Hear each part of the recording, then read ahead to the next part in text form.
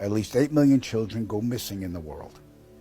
I can attest that 1/3 of them are abducted by government operatives and transported to any one of the 1,477 underground military installations on the planet, then imprisoned for the remainder of their lives.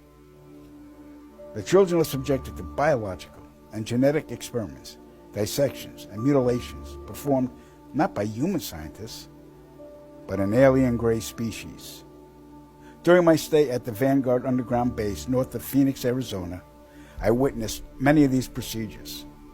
Because there was no form of anesthesia administered to the young patients, the halls reverberated with the screams of tortured children from morning to night. The ones that perished were incinerated in the installation's crematoriums. My point of contact at this base was Lieutenant Colonel Charles T. Leninger, and he was a human-alien hybrid. And get ready for this. In 1994, the World Population Summit in Cairo, Egypt, had 160 nations participate, where they all agreed that the human population was out of control and must be stopped because the world is running out of resources. An agreement was formed that would mandate the reduction of humans from 6 billion to 800 million by the year 2030. This meant finding a method or methods to wipe out nearly 95% of the population. Solutions were discovered, investigated, tested, then created, and have been in full force since. The procedures have been inflicted onto the human race are as follows. 1.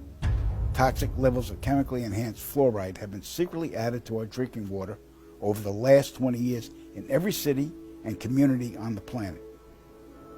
I personally oversaw the delivery of fluoride barrels to Denver, Chicago, Tampa, and Minneapolis water departments.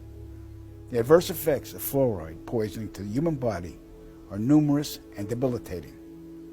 The effects to children is damage to their neurological development, among other serious ailments. 2. Man-made viruses and diseases. The AIDS virus, which was a designer byproduct of the American Disease Institute, was distributed through vaccines to the public in 1980. Instituted as a preliminary population control tactic, the results were successful and led to more lab-produced viruses that have since been unleashed onto the public. Among those is the development of a mutated version of the common flu to replicate the 1918 influenza pandemic that killed 40 million people. The first strain of this new flu virus will be released to the public in late 2017. So if we see a flu outbreak in the late 2017 or early 2018 that's killing people, we'll know this is true. Right. 3. Killing us from the air with neurotoxins, barium chloride, cancer microbes, and viruses by way of chemtrails, released into the skies daily over all inhabited regions by military aircrafts. The effects of these toxins are severe and over time lethal, causing respiratory ailments, cancer, damage to the immune systems, and sterilization in men. Since the chemtrail plan was implemented, sperm count in men has dropped nearly 50%. If this isn't reversed soon, the human race will face early extinction. Now the grand finale. This is some scary shit. In March 1997, an event known as the Phoenix Lights became the most infamous UFO sighting in history.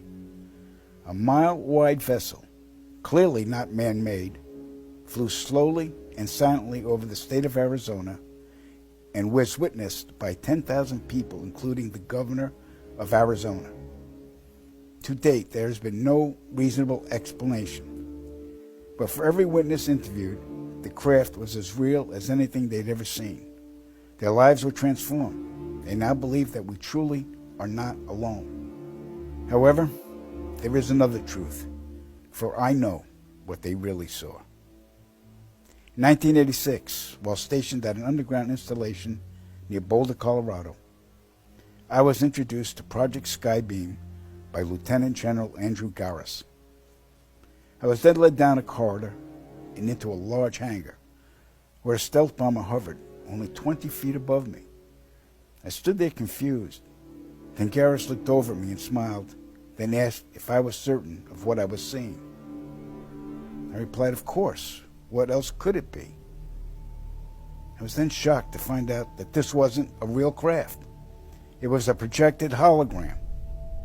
Since the early 1950s, scientists have been developing holographic technology, and over the years improved it to a state that we can only imagine. As I stood there staring at the bomber, which looked so absolutely real and solid that I could reach up and touch it, I contemplated the possibilities.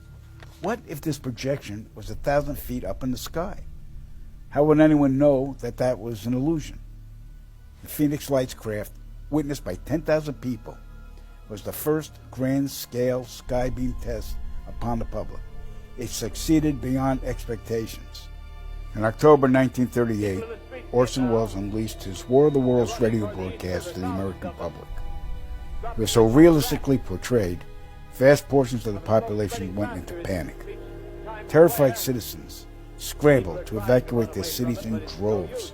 America had been easily tricked by very simple means. To amplify this response, those who are truly in power of not only our country, but all the countries on the planet, and who are the true purveyors of the depopulation process, have formulated the final stage of their sinister plan. In the year 2024, a global event will alter the course of mankind's future. The world will stand witness to a massive alien invasion. Thousands of projected holographic alien warships will blanket the skies, sending people into a global panic. Real military crafts within the holograms will inflict actual damage to the surrounding areas to sell the gimmick. And as a result of the ensuing human chaos, a one-world government will immediately form without any resistance from the people. They will be the New World Order. Once this happens, we as a people will be doomed to enslavement and accelerated depopulation. With that said, the only hope for human salvation is to acquire and spread the knowledge of these activities and agendas. Resist, retaliate, then conquer this imposing enemy. The time is now, as humanity is rapidly approaching its final days.